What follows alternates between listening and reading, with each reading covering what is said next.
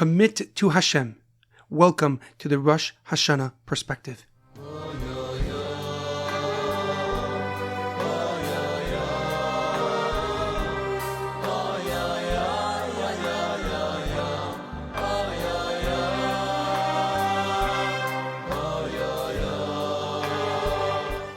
The Rosh Hashanah Perspective is sponsored by the Pollock family in honor of the birth of their baby girl, Emunah. May they merit to raise her in the ways of Hashem, His Torah, and mitzvahs. The Rosh Hashanah Perspective is in honor of the Refuah Shlema, the complete and speedy recovery of HaRav Amitai ben Shoshanna. The Rosh Hashanah Perspective is in loving memory of Reuven Ben Yaakov, Leah Mintche Yaakov Yosef, Edward Ben Efraim, Shlomo Ben Edward, and Yirachmiel Daniel Ben Gedalia. May their souls be uplifted and may their memories be a blessing.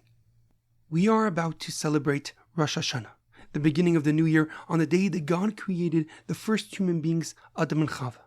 It is a time where God, in His divine wisdom, sits on His holy throne as the fate of every being is decided. The sounds of the Shofar will blast as we crown God as our King, putting our faith, putting our trust in His majesty and supreme sovereignty. During Rosh Hashanah, we say many moving and stirring prayers as we ask Hashem for a year filled with health, with happiness and success. We read the powerful stories of Avram Avinu and Sarah Imenu. They were blessed with a child at an old age, and then they were tested by Hashem to sacrifice their most beloved son. These stories are profound examples of faith, commitment, and dedication to our Father in heaven, the Master of the universe. The first day of Rosh Hashanah this year falls on Shabbos, and so we will only hear the sounds of the shofar on Sunday, the second day of Rosh Hashanah. The Torah reading of the second day is the Akedas Yitzchak, the binding of Yitzchak, one of the most meaningful stories of all of Judaism. We read this on Rosh Hashanah to evoke God's immense love and passion for the Jewish people. Interestingly, the Torah does not write all the details of this profound story. It skips the second day of Avram's 3-day journey to complete this godly task. The Medrash fills in what happened on the second day of their journey to Har HaMoriah, the mountain of Moriah, the Har HaBayis, the Temple Mount today. According to the Medrash, the Satan appeared to Avram Avinu as a wise old man and tried to convince him not to follow God's command. He told Avram Avinu, "Didn't God promise you that Yitzchak will be your legacy? How can you sacrifice him? How can you give him as a korban on the altar?" And Avram Avinu obviously refused to listen to him and rebuked the Satan for trying to stop him from fulfilling God's command. Undeterred, the Satan appeared to Yitzchak Avinu as a handsome and beautiful young man and asked Yitzchak Avinu if he knew his father's intention for the korban, for the sacrifice. Yitzchak paid no attention as his father continued to reprimand and scold the Satan for interfering as they went to carry out their godly mission. The Satan persisted, and suddenly Avram Avinu and Yitzchak Avinu found themselves in a raging river fighting for their lives. Avraham turned to Yitzchak and said, "This has to be the Satan testing us again. I have been here before, I saw no river, I saw no water." And he tells the Satan that no matter what he does, he will not stop him from filling out what God has commanded him to do. The Satan realizes that no matter what he does, he will not prevent Avram from following God's command and offering his son as a sacrifice to Hashem. The mighty river immediately dried up, and Har HaMoriah emerged in the distance as the third day began. We know the rest of the story. Yitzchak was bound to the altar as Avram prepared to sacrifice him to God as he directed.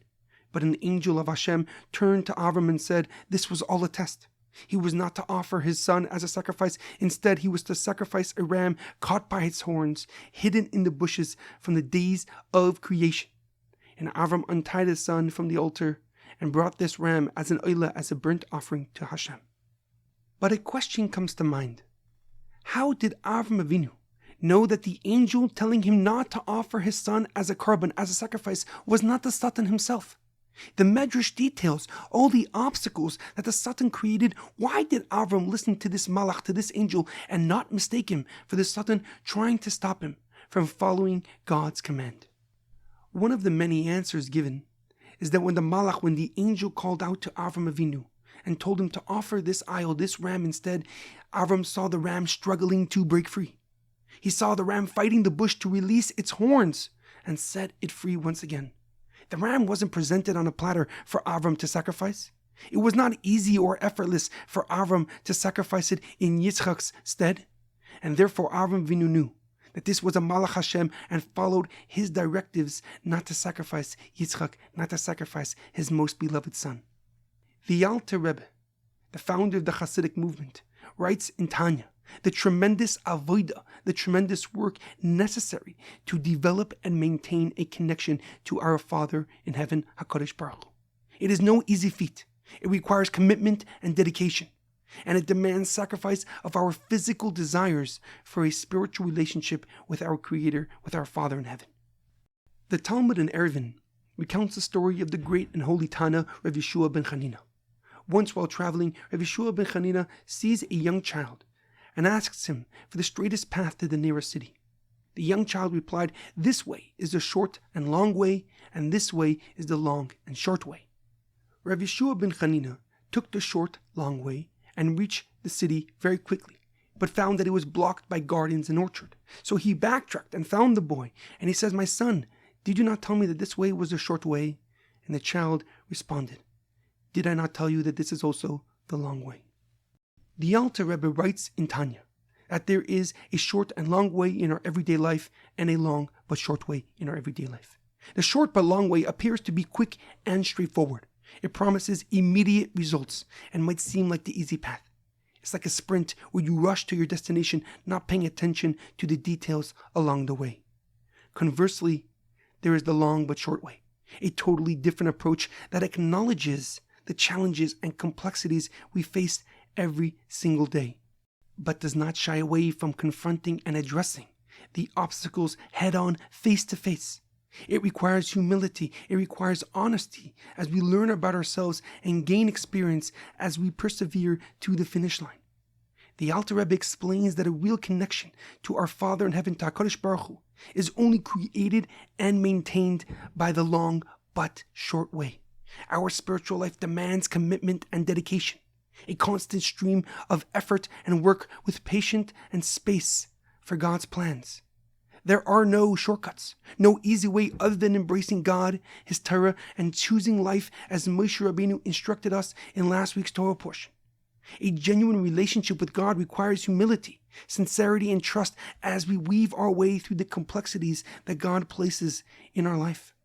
Accordingly, when Avram Avinu saw the ram struggling, fighting the bushes to release its horns, he knew this was no Satan. It was too hard, too much work and effort to be masking the Satan trying to stop him from reaching his potential. So Avram accepted the challenge and created the potential for us, his descendants, to overcome the difficulties and issues we face until the ultimate redemption. And so therefore, as we listen to the cries of the Shofar this Rosh Hashanah, and as we accept God as our King once again, recognize that Hashem requires commitment and dedication. But in His great kindness and mercy, He also gives us the strength, the energy, and the ability to overcome any obstacle, to persist, to prevail against overwhelming odds, and see His plan to the goal line, to the coming of Mashiach. I will leave you with the holy words and blessings of the Lubavitch Rebbe for the upcoming year. Aktiva v'achima teva l'shono teva misuko b'teva hanile v'hanigve zu jeder Jiden und alle Jiden wo noch sie gefunden sich und greifen sich mit Kabel sein Pnei Mashiach Tzidkenu Omen Ken Yehi Rosh.